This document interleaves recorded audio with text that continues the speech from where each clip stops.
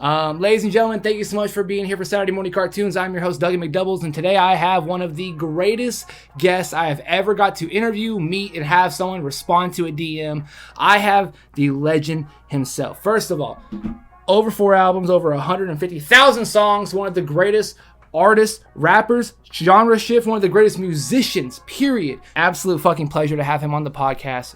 We have the Cozy Bar Commissioner. We have Huey Mack himself, ladies and gentlemen. Hi.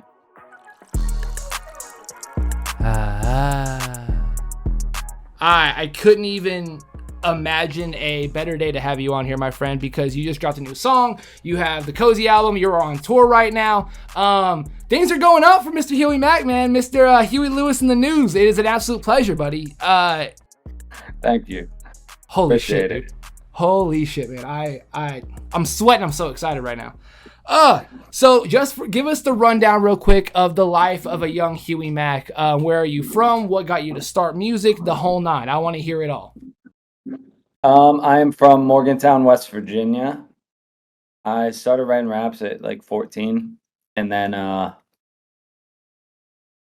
me think. This is a long time ago now. I'm fucking old, man. How old are you? I'm 32. I'm just playing. You don't look it. I got friends that don't watch this podcast that look 45, so that are a little younger than me. So trust me, you look great, man. Also, congratulations on the weight loss. Thank you. It's been a long. You've been doing this for a long time, but I genuinely saw. You remember Chubby Boy. Of course, I remember when you stopped drinking for a little bit. You know, I remember you cut back. I remember it all. So truly, man, congratulations. Thank you, man. It's pretty easy to sustain. It was hard to lose. I'll say that. Yeah. Yeah, I started rapping when I was like 14. Throughout high school, I was the kid that made mixtapes, passed them around the school and shit. And then when I was like 17, I saw Wiz Khalifa tweeted to go to his studio, and he wasn't that big yet, but he was like, Pittsburgh's so close to where I'm from in West Virginia. I looked it up, and it was like $50 an hour, and that place happened to be ID Labs. So then I started working out of there. I was like working at ice cream shop, would just save up money and go there. And then Wiz started to blow up. And then first time I went there, I met a young Mac Miller as well. We were both seniors in high school. And then a year later, he had dropped Kids, I believe it was. Then he blew up, and it all just kind of started from there. That's what I'm fucking talking about. What's like the rap scene like in Morgantown, like in West Virginia? I can't imagine. I don't know anything about the music scene at all. It was very non-existent at the time. Like there weren't any studios, and things were definitely not like they are today, where you can just kind of record yourself like that. So when he had tweeted that, I was like, oh, it's cheap, and Wiz Khalifa's using it, so it must be good. He was like not popping yet, but he was like, you knew who he was like around the area, and it was clear he was like. And I just started going there, and the first thing I posted was this video called Just Me that we shot the music video for like $200 by Rex Harrow, who ended up doing all the Mac Miller stuff. Yep. I think it might have cost me like and that video's got millions of views, and that was the first thing I ever did, like professionally at least.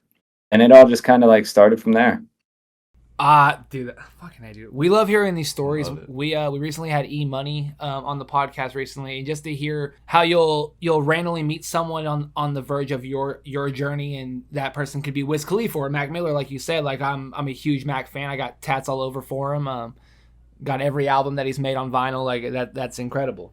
Now, Mr. Huey, you dropped a lot of projects over the years. You dropped A Boy Named Hugh. You dropped Pretending Perfection. My favorite is a romantic comedy, just because the trailer along with it was so like perfectly done. Like I was so I showed all of my friends. I was like, "Hey man, you're that dude." I'm so proud of that, man. Dude, you had so many cool cameos. Like genuinely, you have the ability to do a rom-com. I was thoroughly convinced that you were going to drop this as like a short film, like a solid like 29-minute like music videos, like telling the story. I was waiting and waiting. I was so excited. Like I was very impressed with it, man. I will say this much: we thought about it, and it is so expensive. It was not worth it. Oh, I couldn't imagine. I couldn't even imagine. And as far as acting goes, that shit's fucking hard, dude. Like I had like real actors in it, and like luckily all the clips of me talking, it's like short cut, and like it's like doing a monologue or some shit. Like fuck that, dude. That is not in my cards. But like we made it work with like the quick cuts and stuff. Yeah. I'm so jealous of people that are like one take Jakes on it. I could never. It would take me 10, 20 tries. Oh no, dude. I had to get like coached because I was like kind of just talking chill like I normally do, and then they're like, no, you have to like project. Yeah, you gotta and then I would like overdo it the next time. Oh, it's I gained like a whole lot of respect for actors after that because that shit is hard. Yeah. Oh, without a doubt. I couldn't even imagine. Okay, so over the years you've collaborated with a lot of people. A lot of people from Futuristic to Akon to Brad Paisley, Cam Meekins, even you collabing with Jacob Owens in the Buff Nerds. Over the years, like shooting the music video for what is it called, dude? It's funny because like it's been so I'd worked with Jake Owen. Jacob Owens, yes, the director. I know him, but I don't remember ever working. I thought you did, or did he not direct the Buff Nerd, the Feelings in the Liquor song? Oh, that was a Futuristics video. Yeah. I forgot that happened. Okay, my bad. I was like, damn, dude, I've been doing all this research. I was like, I've known Jacob for years, and I was like, have we ever done anything? And I had to like think about it. Because I don't even. Did you do like a one take in his studio when he was doing the one takes back in the day? No, okay. So it was just the Feelings in the Liquor song. Over the years, who has been your favorite collaborator? I would say me and Mike probably because we're like such good friends, and then in that era we were just dumb kids and like it was just natural. Yeah. And most of the ones that I've done are kind of just they're all friends for the most part, so it's like never like that unnatural or anything like that. Oh, good. Okay. So yeah, you and Mike Stud have been, or it goes by Mike now. You guys have been doing shows and have been friends for a long time. When did that all start? My freshman year of college. Our mutual friend John Kilmer was like, you two would get along real well. And there was this song Mike had called Back Again that he asked me to do a verse on. And then they came down to West Virginia and shot it. And we've just been friends for 12 years now. Fucking A right. How many appearances do you have on the podcast? I know I filled in as a co-host when he was out of town once. And then we did maybe 5 or 6. Oh man, I love it, dude. Because I love stories that like people like yourself. Not only you're able to branch out into other like genres, but your other expertise, like Mike's podcast and things of that nature. It's incredible. Yeah. So most of those things they come from just hanging out with people, you know. Yeah, just having the right people around you, having a good time. You don't seem like you're obviously working your ass off. First of all, number one, incredible. You're dropping singles after the Cozy Bar. You're doing incredible. You're going on tour. Mm-hmm. It's monumental to, as a fan, to see you go to where you are now. I love it. Thank you. Oh, you don't seem like you're working when you put out this content. If that makes any sense, like you're not. If you love what you do, you're not working a day in your life. Oh, I fucking hate content, man. Yeah, but I just mean like writing songs and the whole shtick of it, essentially. Like. Yeah. You don't seem like you're like real natural. Yeah, it's just very natural. You don't seem like you're pushing out a song aggressively trying to write it. You know what I mean? Like it comes very natural to you, especially with this genre change. Thank you, man. Yeah, it doesn't seem like it doesn't fit, if that makes any sense. Like it doesn't seem like because you were doing it right before other people started to get popular on the radio and this, that, and the other. I think I got very lucky where when I I switched because, well, one, I started learning guitar over quarantine. Yep. Quarantine changed a lot of people. First, it was just I fell in love with like a lot of like alt country from like the 2000s, like people you probably never heard of, but like Wilco and like Jason Isbell and like just a lot of writing that I had never like really tapped into. And then I wrote this song called Dear West Virginia, and Brad Paisley's also from West Virginia, so I was like, I wonder if I can get Brad Paisley on this for like shits and gigs, and he said yes. Yeah. And I was like, I was just kind of like, well, I don't have anything that fits with this. Like, I can't just throw this on a Huey Mack album. Yeah. And I was, well, let's just like explore this road. And I just started making guitar music, and I got lucky. I honestly thought there was going to be like a bigger pushback, and most people, it's actually been my biggest album in the streaming era. So it worked out pretty well. And then country's really popular, and now it's like the hot thing. So I think I kind of lucked into it. Yes, you literally were like 6 months before everything else started to pop off. I started to make. I've always wanted to make like punk music, essentially. Just over the years, that was just my influences. So I started to make that a little bit during quarantine, and then every band from the 2000s just started to continue to drop stuff, and I was lucky enough to drop an album right as that started to go, and it just took off, and it did. I was so lucky, just pure luck and coincidence. And the Cozy Bar is so fucking good, buddy. Like, you got Charles Goodwin, you have Brad Paisley on the album. Like, what? Like, and Charles. We grew up, like, me and Charles, like, I've known him since we were 6. So, like, that was, like... a given. That was just, like, I have to. You know what I mean? That's, yeah. Well, no, I mean, I just, like, it was just one of those natural things. Like, I was, like... I had Brad Paisley, that's West Virginia, Charles, West Virginia, and I was, like, well, it makes sense to, like, have him on here, and nothing fit, and then I made that intro, and I called him, and I was like, hey, you want to sing 2 lines on this? And he did it, like, the next day. Like, there's that kind of deal. So and and he pulled a Huey Mack on you. He responded and was like, yeah, we'll do it in 2 days. I'm down. You know what I mean? I'm down. Yeah, I respect that. Yeah, I called him. I was like, I know this ain't your style, so if you don't want to do it, like, I wouldn't be offended. And he did it, like, the next day or whatever. That is insane. Truly. Over the years, how many songs would you say that you personally have made, whether they have dropped or not? I've got no idea, man. Perfect. That's the perfect answer, because I want to know, what is your favorite song that you have made?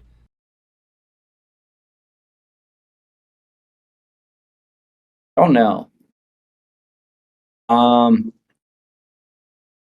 Here, West Virginia was very special to me because we made this video that I got to like include my childhood in. I have one old one about my mom called Charlotte that still like resonates. I don't know. I don't really have like a definitive. Yeah. Okay, I understand. Yeah. Now, the opposite, because I've met artists all over the country that can name me at least one song that if they heard it, their skeleton would jump out of their skin. They would just cringe so much at it. Is there a song in your discography that I used to say? Yeah, I remember. Yeah, I see the Playboy Bunny poster behind you. Oh yeah, I love it. I've been a fan for a decade. There's one. Oh, dude. I remember playing your music so much at house parties, and people would not only be like, they would be like, what is this? And then like 30 seconds later, they'd be like moving, like, okay. Like, I remember people used to get so into it and be so shocked that not only did I have good music, but not that you were white and that you were making good music. Because like, we're from Southern Arkansas.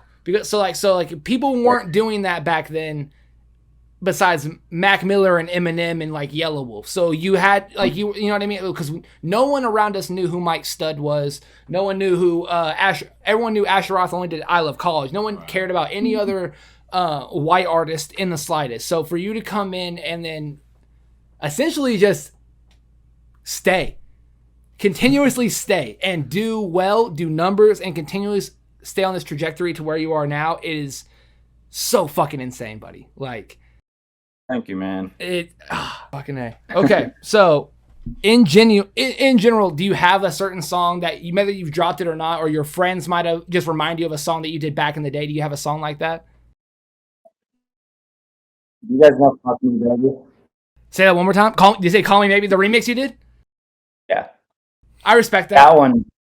That one. I'll be in like a Trader Joe's, or I don't know if you have those there, but like I'll be at the grocery store and somebody will be like, "I love Fuck Me, Baby," and I'll be like, "Come on, man, I'm fucking old."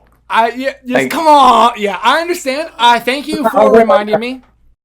Game night at one of my friends who are a couple hosted it, and they put it on YouTube for like the whole group, and like some of them hadn't seen it because they didn't know me back then, and I was just like, oh yeah, those are the best moments.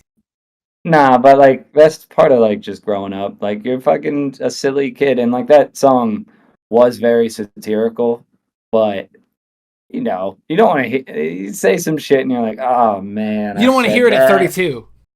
Yeah. I respect that. Yeah, there's nothing worse is like, because I'm 29, there's nothing worse than like having to think about how we were at 17 or 18. Like there's nothing worse than getting transported back then. Like, and it's a weird thing where like that thing actually like ended up paying your bills for so long. Out of all the craziest things that you've done like as an artist, what's one of the most nuts that you can give us without YouTube taking it down? In what sense? In touring, music, the whole nine. Whether it was y'all, you and Mike did a college show and y'all there was a giant 15 people brawl, or you walked in and you saw so and so at a studio. You know what I mean? Definitely a bunch of brawls back in the day. I don't know. I'm trying to think. I once made a song with Bone Thugs and Harmony. oh wow. Low Ride. Okay. It was Bone Thugs, Sia,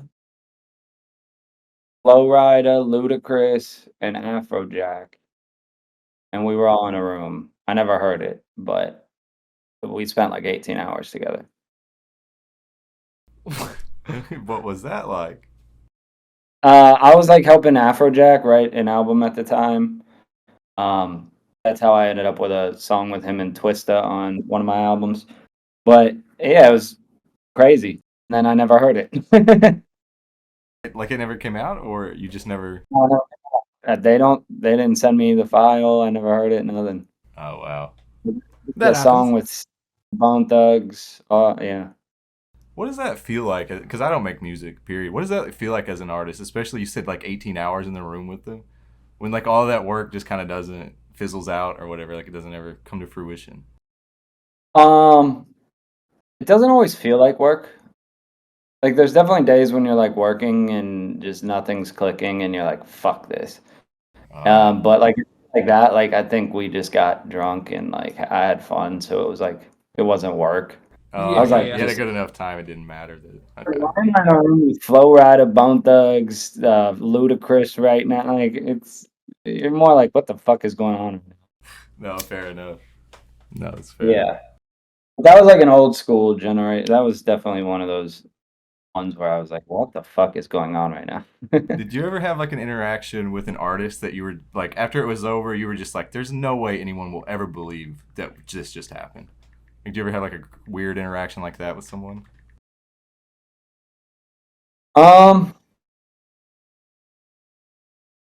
No, because somebody usually fucking posts a picture of it. There were definitely some cool nights like in the early when Post was like starting to come up. There were some fun nights. I got to know him like decently well for a long time, and then not really. Most of the people from my era, like Jeezy, all those dudes, like all just pretty normal.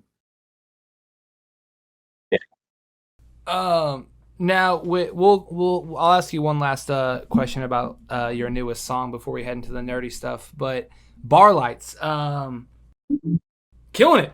Again, I hate to just essentially just be like, hey man, you're the greatest person I've ever met in my life, and just essentially just hype you up the entire episode. But hey man, you're one of the coolest people I've ever met, so I'm gonna hype you up most of this episode.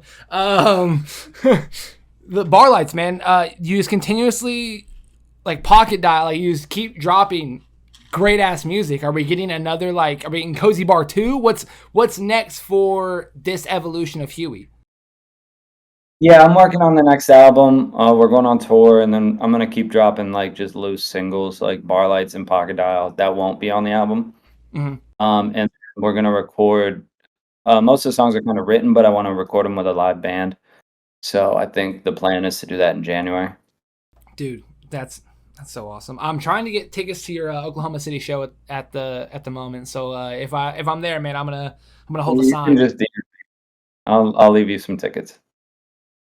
You can just DM me. Shut up. Damn. For real? Don't take no money out of my pocket.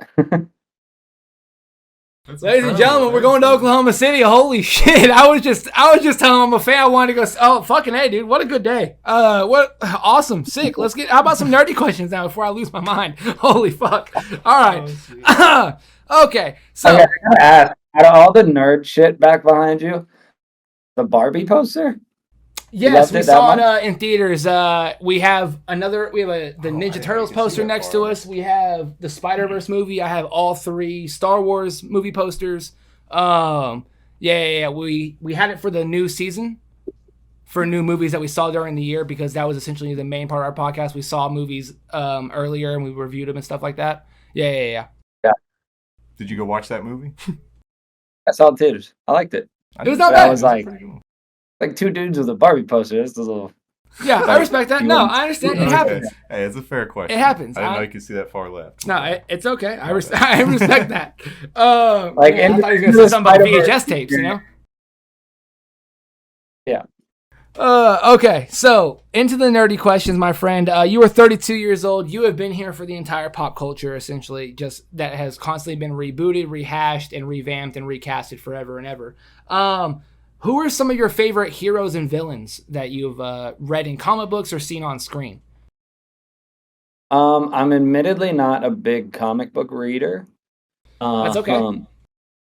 I certainly liked it when I was a kid, and then I got to the point in teenage years where you try to act cool, so you disassociate from all that stuff. Yeah. And then when I really got into Marvel after I saw Winter Soldier in theaters.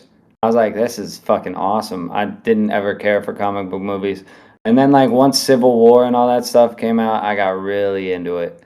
Now I don't really care as much, but I respect that. That was a fun time. I respect Infinity game, I was fucking reading theories with my boys, yeah. But I mean, Iron Man's the greatest. Batman's cool. The movies are great. I read what was it? The Killing Joke. Oh yeah. On a plane one time. Yeah. Perfect. Just Huey Mack doing Huey Mack shit. I respect that. What do you think about Robert Downey Jr. coming back to play Doctor Doom? I fucking hate it. Really? Yeah. Okay, I respect that. Can I ask why? We're taking a step backward.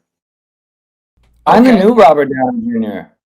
No, I understand. In the comics, in some of the Doctor Doom comics, he takes on the moniker of the infamous Iron Man. And so people were like, oh, what if he's this variant, blah, blah, blah, blah, blah, blah. I don't necessarily hate it. I mean, it's going to be a misdirect. Yeah, it's going to be nuts to other people. Fantastic Four Doctor Doom. Wait, say that one more time? He's not going to be the Doctor Doom in Fantastic Four. No, I don't believe so. No. No, they just dropped leak photos of the Thing on Twitter. I would say they got dealt a bad hand with the whole Jonathan Majors thing, and then scrambled. Especially after probably Chadwick too. He was probably going to be the guy. Yeah, he was a major part of their plans, I'm sure. Yeah, and then they got a couple bad hands, so now they're going back to Robert Downey Jr. And also, I don't know. I feel like so much money to pay him too. It's like $90 million. Okay, but fucking movie. You know it's gonna fucking make him more. Yeah. I understand. Pennies to him, but. So over the years, there's this big war going on between comic book nerds, Marvel or DC. As you said, you didn't really get into that. You kind of branched out because you wanted girls to like you and people to like you, to be a normal human in society. So I respect that. Well, you come back when you're like older and you're more comfortable with yourself. You're like exactly. Are you a Marvel fan or a DC fan, or are you just in the middle where you're like, if it's a good movie, I'll like either? I don't really think you can say you're a DC fan if you like movies because they all fucking suck. Ladies and gentlemen, this is why we have Huey Mack on the fucking podcast. You understand what I'm saying? This is why this man is here. This is why man dropped Cozy Bars. This is why he got Brad Paisley on the album, because he says iconic shit like this. All right, you understand? I love it.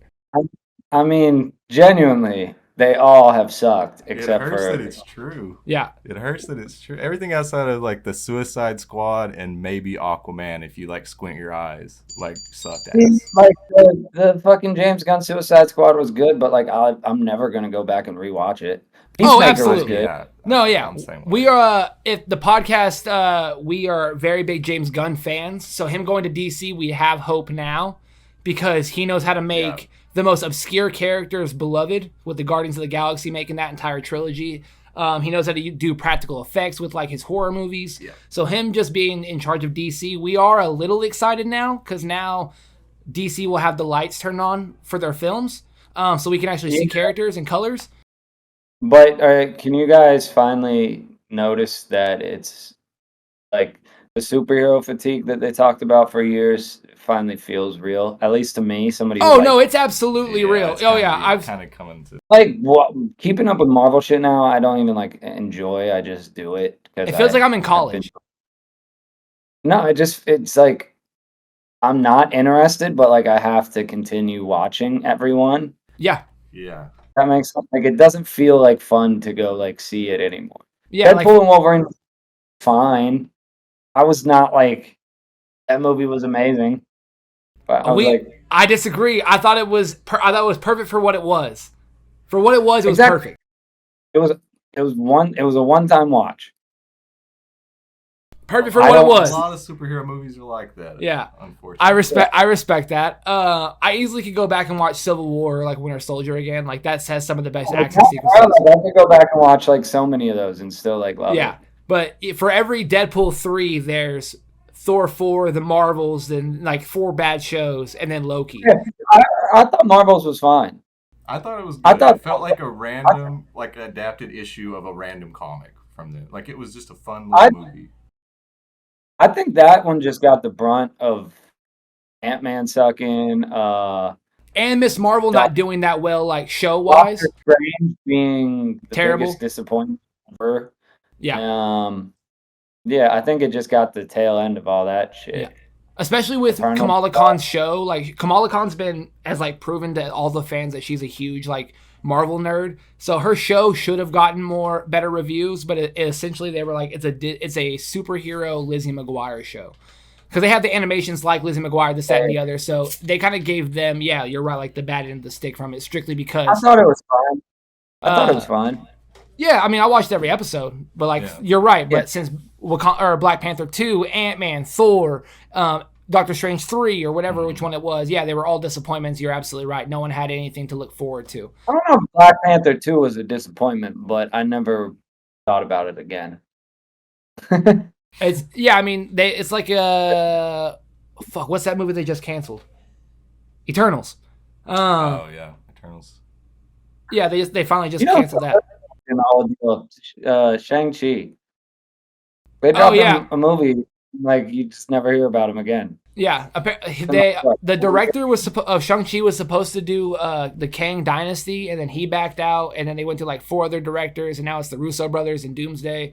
So who knows what's happening to Shang-Chi? They didn't really plan this out as well. They thought they could just go along and make it simple. No, I don't think they planned the first one out either. I think they just got lucky.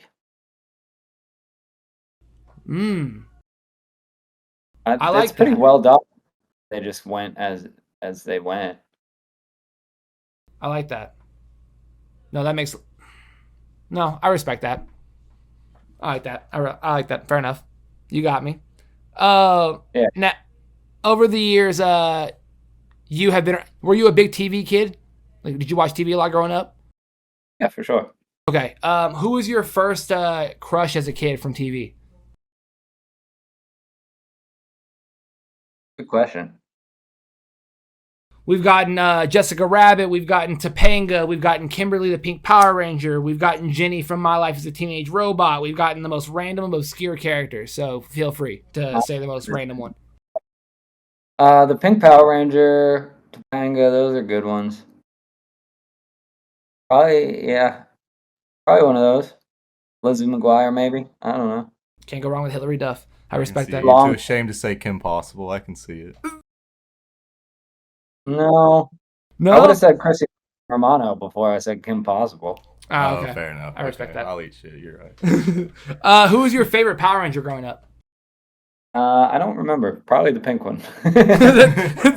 Got me. What was the best cartoon growing up? I was a Dragon Ball Z guy. Oh, yeah. Okay. You were not just that. You were also Dragon Ball Z, like, on TV when it would just rerun over and over and over again, right? Yeah, when it was on Tsunami. Yes. And I had all the movies, and I watched Dragon Ball. I tried to watch GT, but I think it was aged out at that point. And I think it wasn't that good, if I remember correctly. GT, yeah, it's a weird one. I'm not a big fan. Dragon Ball Z is funny though, because from our era, like watching it, like when we were kids like that, it's funny what became like the memes from it. Because when you watch the show like straight through, kind of like binge watching it, like it's over 9,000. It should not be like something that's on T-shirts and shit. It just like they replayed that one episode waiting on the new like animation to come out or whatever so many times when we were kids that like that was the meme, is something that's so small in the show. Like, correct me if I'm wrong, but weren't there like full episodes where like Goku was just like powering up against like Frieza, and that would be the entire episode? A lot of those episodes, they were waiting on like the manga to come out so that they could do it. So it was just like really like light fighting, but mostly him just like getting his shit up. Like it was, a lot of that arc is. Huey Mack with the deep cut. I love it, dude. Hell yes. Now, Nickelodeon or Disney, my friend? I think Disney for the shows, Nickelodeon were cartoons, weren't they? Yeah, they had a couple. They had like Drake and Josh and like the Amanda Show and all that. But like Disney stuck to more of the live action. Yeah. I think Disney was like more my age because they had like the original movies, and I don't know how old you guys are. You're 29.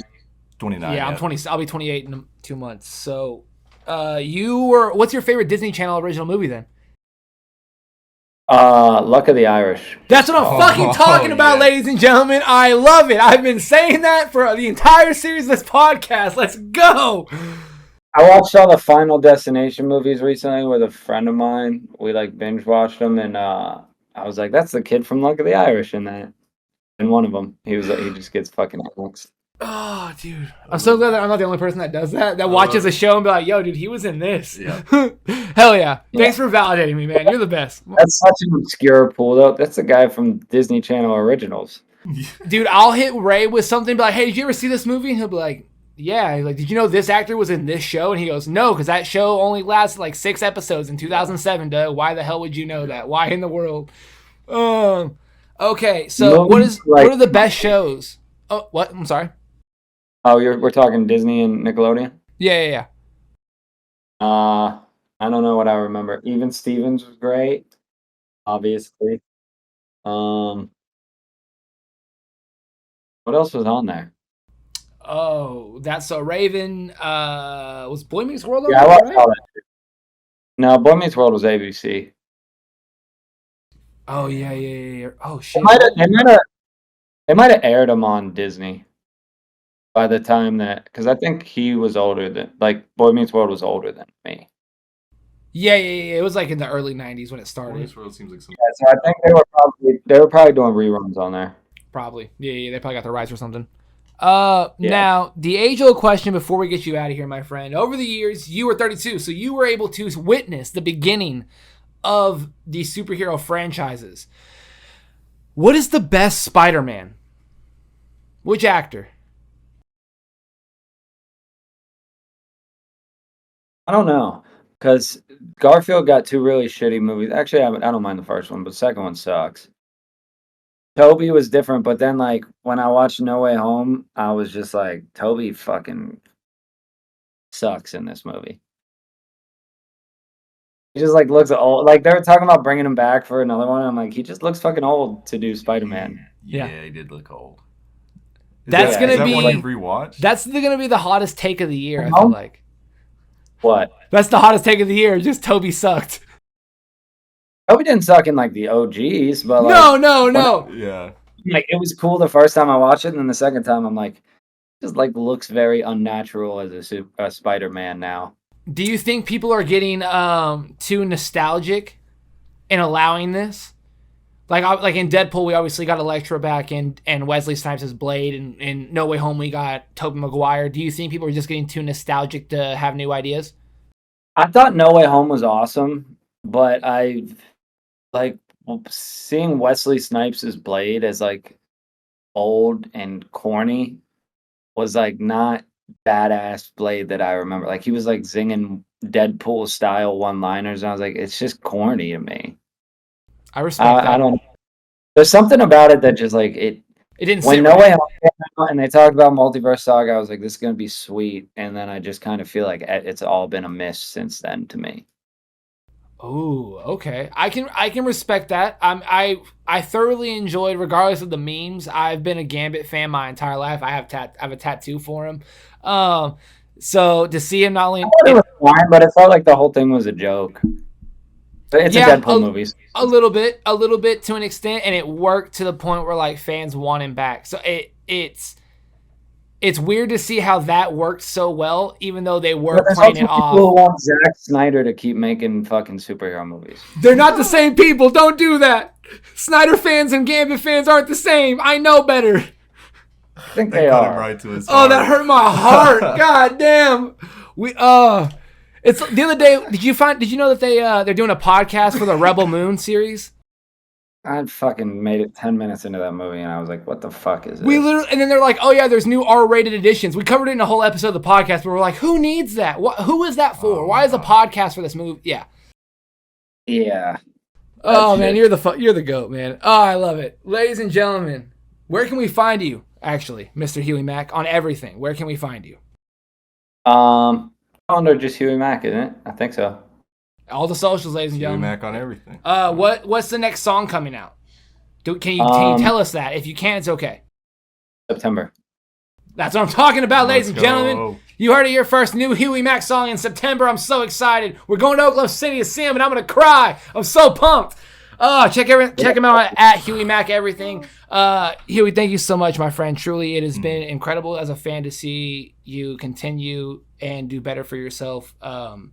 Man to man, so proud of you, buddy. Truly, you've changed a lot of me with just seeing your progression and how you've been as an adult. It's very cool to idolize you, and you continuously be like, oh yeah, I'm gonna better myself. I'm gonna stop doing this and stop doing that. I'm gonna be a good person. And you're like, I want to be kind of like Huey. Like if Huey can do it, I can do it. Hell yeah, I can do it. So thank you for being an inspiration. Country song. Fuck, dude. Yeah, I'll send you a link to a song that I had on Spotify right now. Yep. You guys seem like making the best music you've ever made. It doesn't happen without Huey. I'll give him that. I respect that. The genre change inspired you, man. Yeah, I've rapped. I've made punk music. I've done Midwestern emo, and I enjoy doing country. It's just what all my friends and family have grown up doing. So it's nice. But yeah, man, I wouldn't have 1,000% wouldn't have had the courage without hearing you do a song with Brad fucking Paisley. Without being like, Huey Mack just got a fucking Brad Paisley feature, and then showing my dad and being like, who's Huey Mack? And I'm like, this guy. And I play in that song. You go, oh, okay, I remember him, Bubba. And then I'm like, no, but now listen to this. And he's like, son of a bitch. He got Brad Paisley on a fucking song. I'm like, yeah. And, so it's otherworldly to see where you are now, man, truly. I have a funny story about that. When I had sent it to them, when I had sent it to his team, or my manager sent it to his team, they were like, Brad wants to do it, but is it gonna sound like this? Like, because it was just acoustic, and they had sent like a bunch of my old shit, And I was like, oh God. Oh, That's not what you want to hear. no, I respect that. That would have crushed my soul if I would have been like, hey man, I got some new music I want to send you, and then you're just like, hey, before you send me that, does it sound like this shit? And then you're like, you send me my Spotify page, and I'm like, no. It was a bunch of the old I think they were just trying to make sure that I was mature. Yeah. That you weren't that you weren't wasting time. Yeah, 100%. Yeah. I love it, man. I love it. Ladies and gentlemen, thank you so much to the entire world for being here for this podcast. Without Ray, without Huey Mack, none of this would be possible. Thank you so much to everyone that's been here. Check us up on Patreon for a bajillion hours of content. Oh my goodness, ladies and gentlemen, we finally did it. We got to meet one of my idols, and this is otherworldly. I am gonna go scream in the shower listening to "We Are the Champions" because we are the fucking champions. This is why we do this, to meet our idols, to do shit like this. This is why you meet your heroes, because they turn out cool as fuck like this. All right, this is awesome. Huey, thank you so much for giving us about an hour of your time. I told you 15 to 20 minutes, so thank you for letting me lie to you. You are the absolute best, my friend. No, you're good, man. Man, truly, all of the albums, everything you've done, truly impressed. The way Lost is just how you've been as an adult. I'm so proud. What's up? Which one's your least favorite? Oh. I know what mine is.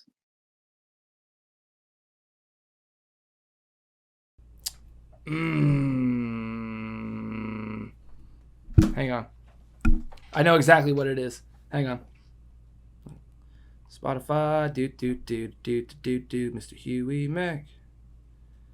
Where's it at? I didn't name off The Longest Year of My Life.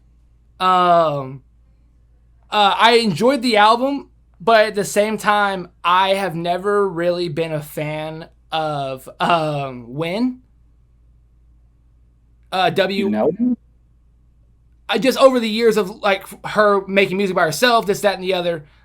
When's a dude? It's not the blonde girl? No. What song am I thinking of, bro? It's on The Longest Year. Well, it's Too Much on The Longest Year of My Life. That's the one that I haven't really enjoyed, to be honest with you. Sorry, that threw me the fuck off. Oh, that made me feel crazy. I think I was going for something inauthentic on that, and I think that's my least favorite album. Really? Things Change, I don't really love either, but that's okay. I respect that. Besides the Brad Paisley album, obviously, and Having Your Friends, what's your favorite feature? Just fan to Huey. Aside from that album. Yeah, but aside from the Brad Paisley feature, obviously, and Charles, like, what's one of your favorite I features? like having Charles because that's childhood. Like, it's very crazy. Somebody we were friends in high school, like friends to this day. Like, have another person that like is doing well in music, and we got the chance to do that. That's I'm a sappy, sentimental kind of guy, so that one's cool. I know you dropped an album called The Romantic Comedy. I know you are. I love it, man. It's a damn good album. I don't really smoke weed anymore, not because I just don't really do it. I was high as fuck watching Notting Hill. I love romantic comedies. I love movies in general, but I was listening to that, all the demos I had for that, and I was like, oh my God, I have a romantic comedy. And that's where that idea came from. My favorite song off that album is probably Just Tonight, just because I was a big fan of Lil Aaron. So yeah, that's also have him in the trailer was so fucking cool. Yeah. He's the best, man. Yeah, I love that dude. Yep. Ladies and gentlemen, thank you so much for being here for Saturday Morning Cartoons. I have been Dougie McDoubles. Next to me is my best friend of all time, is Ray McFlurry II. We have just interviewed Huey Mack, and it has been an absolute dream. You will see a vlog for us going to Oklahoma City to his fucking show. I promise you that. Huey, thank you so much, man. Thank you so much. Please have the best rest of your day, bro. Truly. Later, boys. Yep. Great to meet you, man. You too. Ladies and gentlemen, we will see you guys next time. Drink water, be safe, and I'm going to lose my fucking mind. We just interviewed Huey fucking Mack. Hey, what happened? Why are those squiggles on the screen? Those are called end credits, Patrick. End credits? But I don't want it to end!